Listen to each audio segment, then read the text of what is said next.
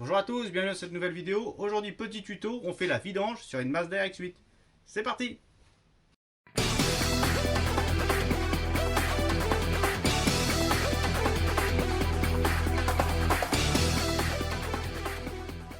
Alors, avant toute chose, il faut savoir quelques petits éléments de base. Il faut prévoir environ 5 litres d'huile, que la RX-8 soit chaude, et c'est une opération qui est à faire environ tous les 8 à 10 000 km en moyenne, avec évidemment le filtre à changer systématiquement. Donc sur l'établi, je vous montrerai d'abord tout ce qu'il faut avant de commencer, avant de se lancer. Une bonne paire de gants, parce que de l'huile sur les mains, c'est jamais très bon. Un lot de joint neuf. Alors j'ai pas le diamètre en tête, mais là c'est des vieux qui me restent. On le mesurera à la rigueur en fin de vidéo avec le pied à coulisse. J'avoue, j'ai pas préparé ça. Une clé à sangle pour retirer le filtre. Une clé de 19 à pipe ou plate comme vous avez, ou un cliquet hein, si vous voulez. Un filtre à huile de qualité et de l'huile. Alors logiquement 4 litres doivent suffire, mais si on vidange bien on peut arriver un peu plus. Je vous conseille, si vous prenez le kit sur W Autosport, le kit vidange, vous prenez le kit plus un bidon en rab. Comme ça vous en aurez un petit peu pour rajouter si jamais vous avez vraiment tout vidé. Il faudra également un cric pour lever la voiture. Alors un cric rouleur ou le cric d'origine de la Mazda qui est dans le coffre. Et une petite chandelle par sécurité pour pas se prendre la voiture sur la tronche. Sous le capot, avant de vous y attaquer, on fait un petit tour. Ici c'est le remplissage d'huile, si vous le connaissez déjà. La jauge à huile se trouve ici en jaune et le filtre à huile est à aller chercher là-bas derrière. Et évidemment la vidange du carter sous le moteur, logique. Donc là on va déjà mettre en température la voiture, puisque là elle est froide. Donc, tac tac. Ici vous avez la température de l'eau. Hein. Voilà, c'est là, tac. Donc, on va la laisser un petit peu tourner. Et on va attendre gentiment que le moteur soit bien chaud à sa température normale, c'est-à-dire presque à la moitié. Voilà, le moteur est maintenant à température et l'aiguille est dans sa position normale de fonctionnement. On va pouvoir couper le contact et lever la voiture.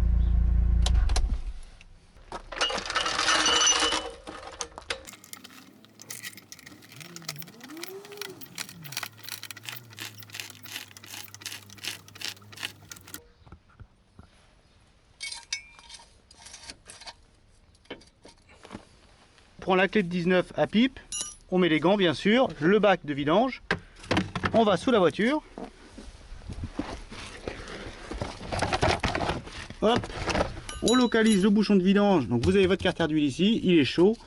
Et le bouchon de vidange, il est là. Donc on va venir le desserrer un bon coup. En espérant qu'il n'a pas été serré trop fort par un précédent propriétaire. C'est bon. Hop, on prépare sa petite cuvette. On va essayer d'en foutre partout. Et voilà, il n'y a plus qu'à laisser couler jusqu'à temps que tout soit sorti. Alors une fois qu'on est sûr que tout coule bien dans la cuvette tranquillement et que ça coule, on peut à ce moment-là venir ouvrir le bouchon pour accélérer la circulation de l'huile qui descend. Donc voilà, pour faire une mise à l'air. Hop, on peut également venir lever la jauge à huile. De toute façon on le lèvera tout à l'heure. Voilà. Voilà, ça je vous conseille de le faire après parce que sur certaines voitures, les RX-8 pas trop, mais sur certaines voitures, on enlève le bouchon. Si on enlève tout ça, ça coule très vite. Alors que si vous laissez la jauge pardon, et le bouchon et que vous ouvrez la vidange, ça coule doucement. Comme ça, vous calez bien votre bidon. Et une fois que vous êtes sûr que tout coule bien en dessous, vous enlevez les deux, ça fait une mise à l'air, ça ira un peu plus vite. Donc ça a fini de couler, ça goûte encore un peu, mais on peut arrêter là. Comme certains vous pouvez laisser couler jusqu'au bout, hein, voilà. Bon voilà, là vous voyez, ça coule presque plus, c'est terminé. Donc je remets mon bouchon. Voilà, avec un joint neuf, si possible. Après sur la RX-8, c'est un joint plat, donc il n'est pas écrasé comme les joints à collerette. Donc même s'il est propre et que vous ne le changez pas, ça ne fuira pas, je vous le dis. Hop, on va dégager la bassine. Hop, pardon. On serre ça modérément. Si vous avez une petite dynamo, vous pouvez serrer à 20-25, mais pas plus. Hein. Voilà, c'est bon, c'est serré. Petit coup de chiffon pour faire propre. Et maintenant, je vais mettre la bassine à cet endroit-là. Ici, à peu près, vous voyez, vers l'arrière du moteur, par là. Puisque le filtre à huile étant au-dessus, généralement, quand on le descend, quand on le dessert, ça coule. Donc autant avoir la bassine en dessous, pas tout saloper. Donc la bassine, elle est là. On va enlever le filtre à huile. Donc on prend la clé à sangle qu'on passe tout simplement au-dessus du filtre.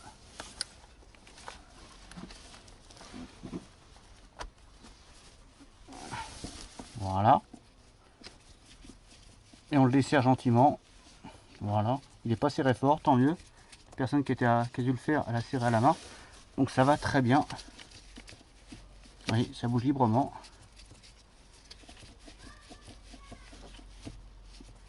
Je devrais pouvoir maintenant l'enlever à la main si tout va bien.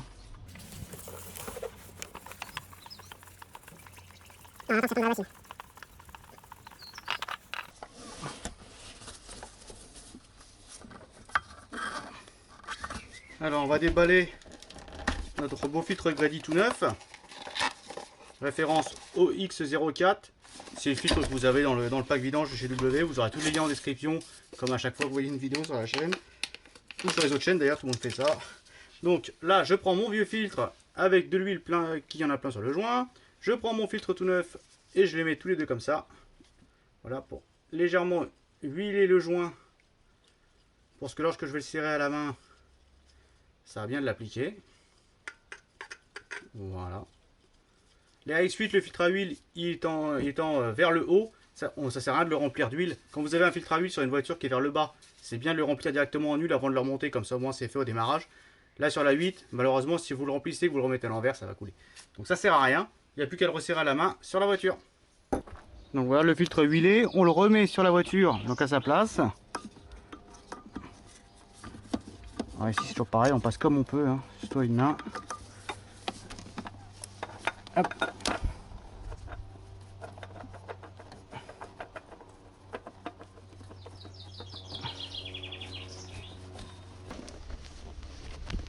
Et voilà, le filtre à huile est serré à la main, jamais à la clé, jamais avec rien d'autre, juste avec votre petite main, ça va aller.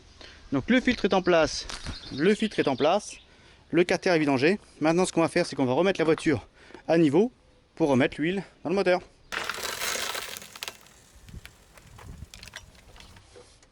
Donc dans un premier temps, on va déjà mettre 3 litres sur, pas faire de bêtises.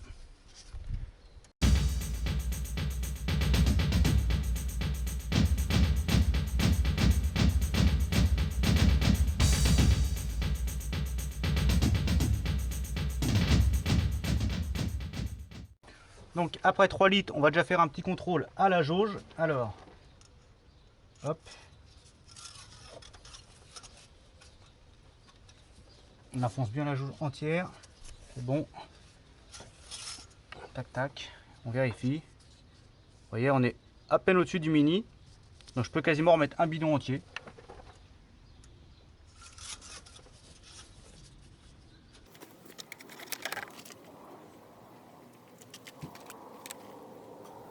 Je vais quand même pas mettre le bidon entier, on va s'arrêter aux 3/4, on va mettre 600, environ 600 ml.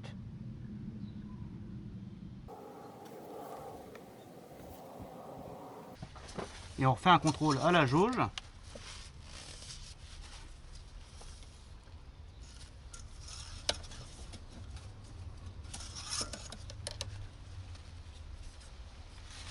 Ouais, je suis quasiment aux 3/4, pas tout à fait. Donc je vais pouvoir mettre le bidon entier.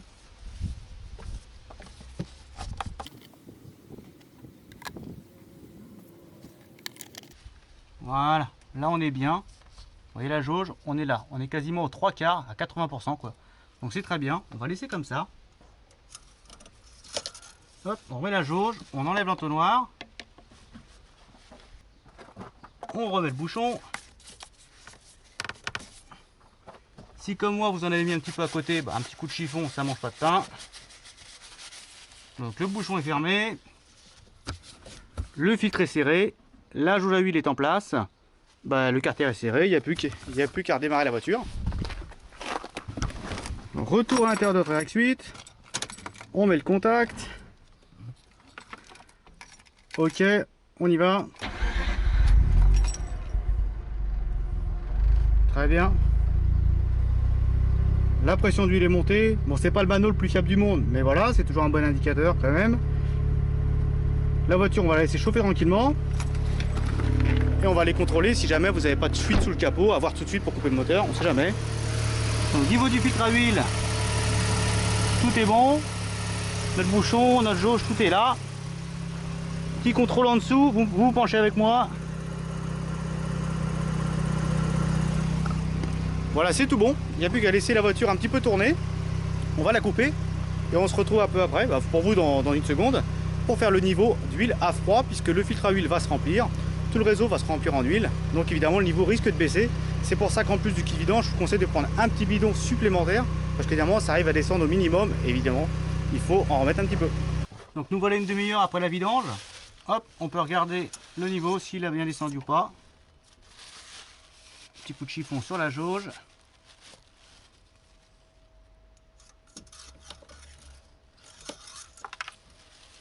Effectivement, vous voyez, je suis à peine à la moitié.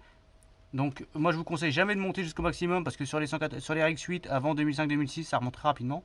Donc là on va en rajouter un petit peu pour arriver jusqu'aux 3/4 et puis ça va être bon.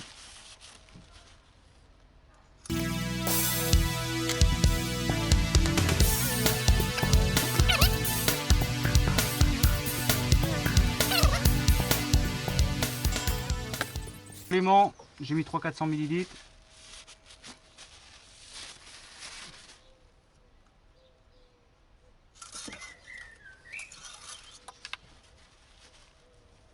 Voilà, vous voyez la jauge là, on est quasiment à 80%, c'est parfait, j'y touche plus. On remet la jauge une dernière fois, je renlève ce petit entonnoir, on resserre le bouchon.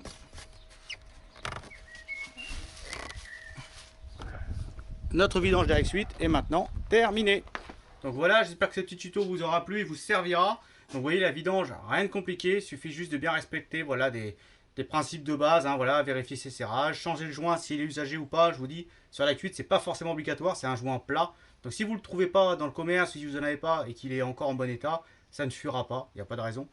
Voilà, vous avez tous les liens en description. Je vous conseille vraiment de mettre votre niveau à 80% et pas plus, parce que généralement dès qu'il fait chaud, l'huile a tendance à remonter un peu et vous dégueulasser l'admission. C'est pour ça qu'on installe l'OCT. Dans la vidéo précédente, il y a le tuto, je vous mets le lien là-haut pour ceux qui veulent l'installer. Donc voilà, c'est pour ça qu'on installe ce récupérateur d'huile. Pour l'huile, bah vous avez vu, hein. Moi je mets de l'Idemitsu 10W30 spécial Rotary. Alors je lance pas le débat sur l'huile, c'est bien, c'est pas bien, vous faites ce que vous voulez avec votre voiture. Voilà, moi je vous dis juste que ça c'est de l'huile, voilà, c'est spécialement pour cette voiture, pour ce type de motorisation là. Ça marche très bien, de mon expérience ça laisse vraiment très peu de dépôt. Donc en mettant ça, au moins vous êtes sûr de faire le bon choix. Pareil, si vous mettez l'huile d'origine Mazda dans la Dexelia, c'est pas une bêtise. Après vous pouvez écouter qui vous voulez bien sûr. Faites juste attention quand vous mettez une huile qui n'est pas spécialement recommandée pour ce moteur là, à plusieurs indicateurs de la fiche technique de l'huile, notamment le taux de cendre pour éviter un taux de dépôt trop important et le flashpoint, puisque à l'intérieur du moteur ça chauffe quand même pas mal et c'est important de savoir si le flashpoint, la température à laquelle l'huile peut s'enflammer est très élevée. Sur celle-ci c'est 260, donc avant que ça arrive on est tranquille. Pour le filtre à huile, bah vous avez vu, hein, on a mis un Grady. Voilà, je vous dis c'est le pack vidange de chez W Autosport. Tous les liens sont en description. Je vous conseille de prendre le pack et un petit bidon supplémentaire, parce que généralement, vous voyez, quand on prend vraiment le kit de base, on est à peine en dessous de la moitié. Donc voilà, si vous n'avez pas de sonne à côté, de kit sonne et vous devez remettre de l'huile, c'est pas terrible. Donc prenez un petit bidon en plus, voilà, pour faire le complément. Au moins comme ça, vous êtes vraiment bien. Et puis voilà, vous avez vu, hein, la vidange en gros, entre du début à la fin, allez, prévoyez une petite heure tranquillement. Comme ça, vous faites ça peinard. Vous démontez, vous nettoyez. Et puis, bah, vous laissez refroidir, vous faites votre contrôle. Et puis, c'est bon. Petit conseil, si jamais votre filtre à huile est vraiment serré fort, avant de tenter de mettre un tournevis dedans, d'essayer de faire n'importe quoi pour essayer de le sortir, vous procurez une petite cloche comme ça. Voilà. Ça vaut rien sur Amazon, sur eBay, partout. C'est une petite cloche qui se met sur le filtre et qui a un carré 1,5 pour votre cliquet. Donc comme ça, vous mettez ça sur la cloche, sur le filtre à huile, vous tapotez un peu, ça rentre. Une rallonge, un cliquet, clac, on le débloque. Ça marche bien, hein, ça va sur plein de voitures. Et ça, si jamais vous avez un filtre à huile qui est bloqué, c'est vraiment très pratique. Comme d'habitude, j'espère que cette vidéo vous a plu et vous servira surtout vu que c'est un tuto. Et puis je vous dis à bientôt. Ciao!